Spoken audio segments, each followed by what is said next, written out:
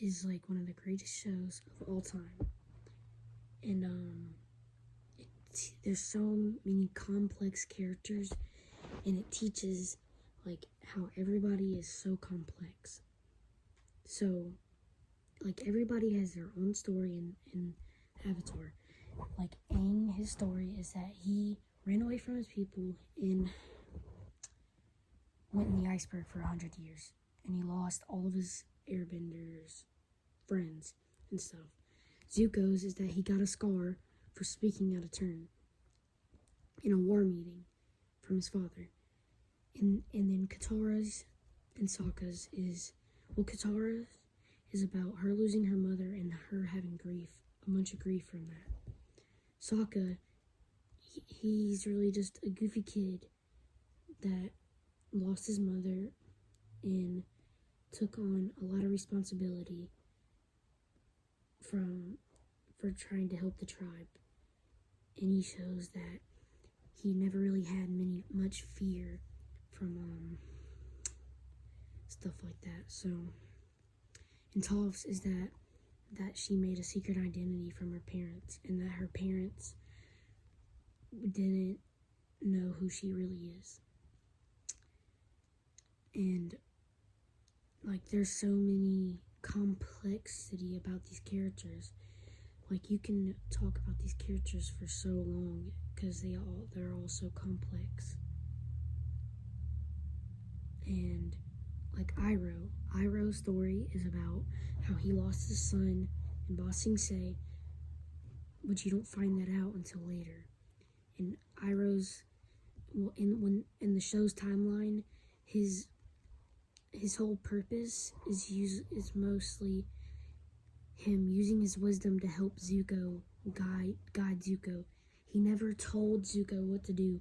He was always guiding him with his wisdom. And Zuko's character development is like really nice because of Iroh. He would have never developed as a character the way he would have without Iroh. Iroh was a really important character.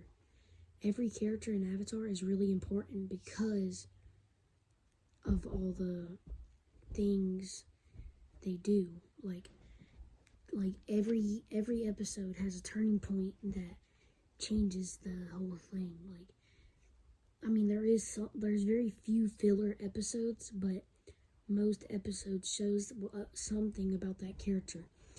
Like whenever Katara became the Painted Lady, it showed that she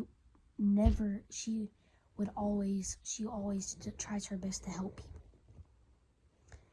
And it just shows how much the Avatar characters support each other, because of all the people, they all tried to help Katara whenever the Fire Nation tried to attack that small village, and imprisoned one of the first episodes. It also shows that Katara is very she never gives up, because even though the Earthbenders, even though they acted like they gave up, she still kept trying. She never stopped trying. It shows that Katara is always trying and will never stop until she gets it done. And Aang, it shows that he's a very caring person. Like, there's so many episodes where he's so caring and he's so merciful.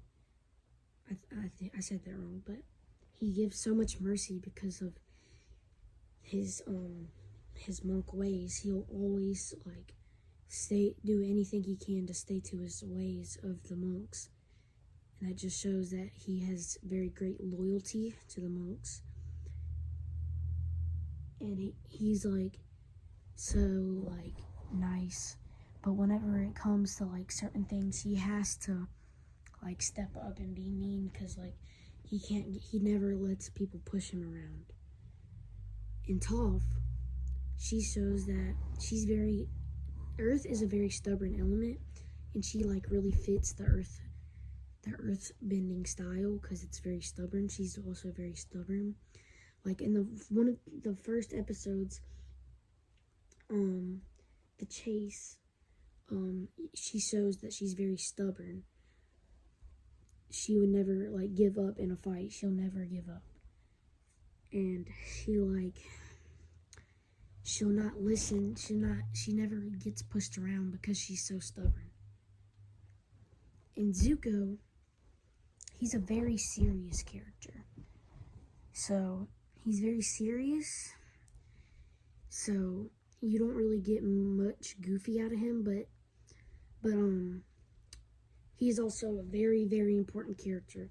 Like he's like most of the stuff that happened to Avatar wouldn't have happened because of Zuko.